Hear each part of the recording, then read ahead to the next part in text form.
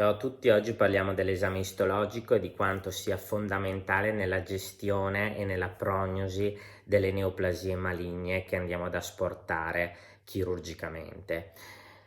Questo video, lo faccio perché molto spesso l'esame istologico è mal digerito dai proprietari, quindi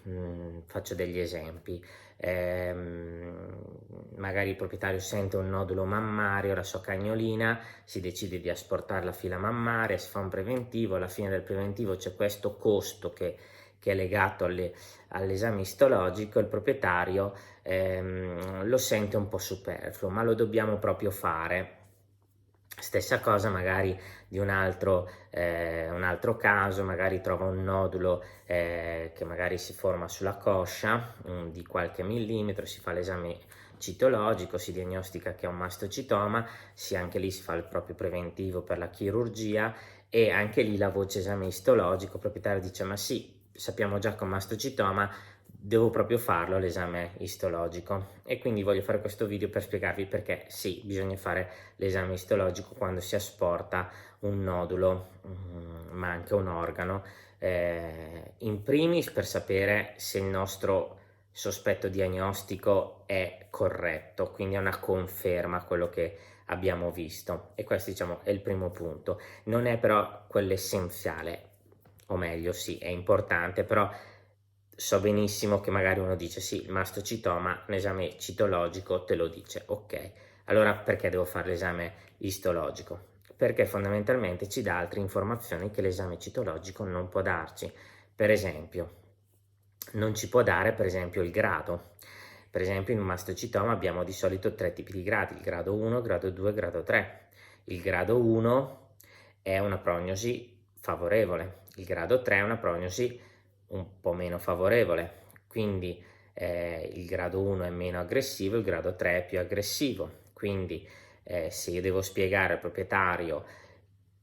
che tipo di tumore è e che tipo di prognosi dobbiamo aspettarci, sapere il grado è importantissimo. In più, molto spesso ci dicono se è stato asportato completamente. In alcune zone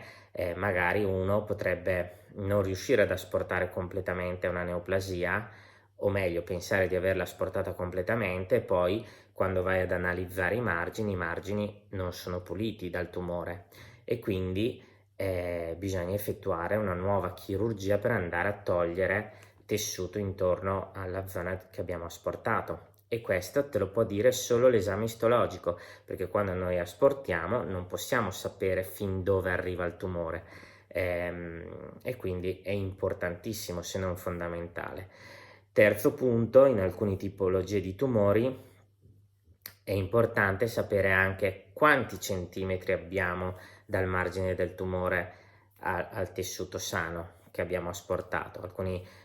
tumori necessitano di avere anche un paio, 2-3 centimetri di margini puliti, quindi è importantissimo avere questo elemento per sapere che la chirurgia è stata fatta in maniera corretta e non avremo il rischio di recidiva.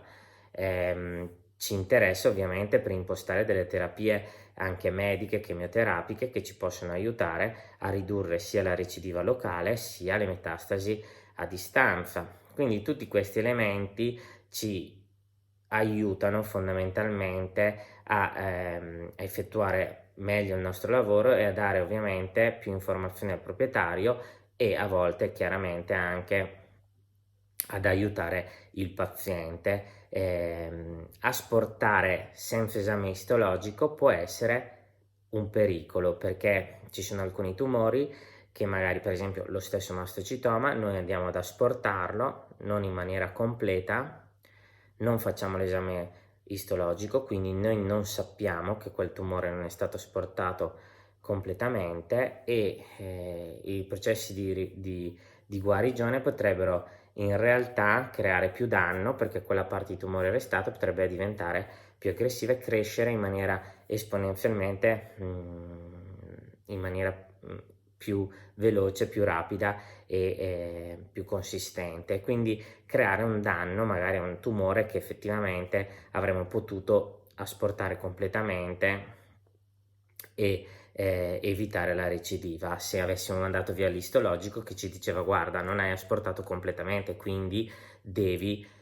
ovviamente togliere più tessuto perché parte del tumore è rimasto lì, e tu magari non lo fai, dopo un mese e mezzo il tumore si è riformato, magari più grosso, magari in una zona già dove non c'era possibilità di asportarlo completamente, quindi crei un danno al paziente. Quindi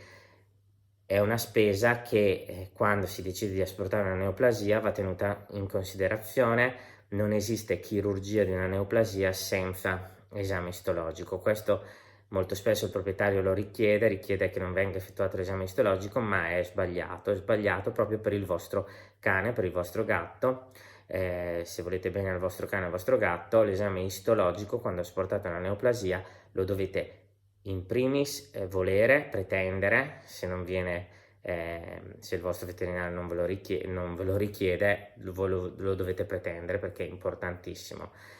Quindi questo diciamo è tutto, spero che questo video vi sia piaciuto e ci vediamo alla prossima.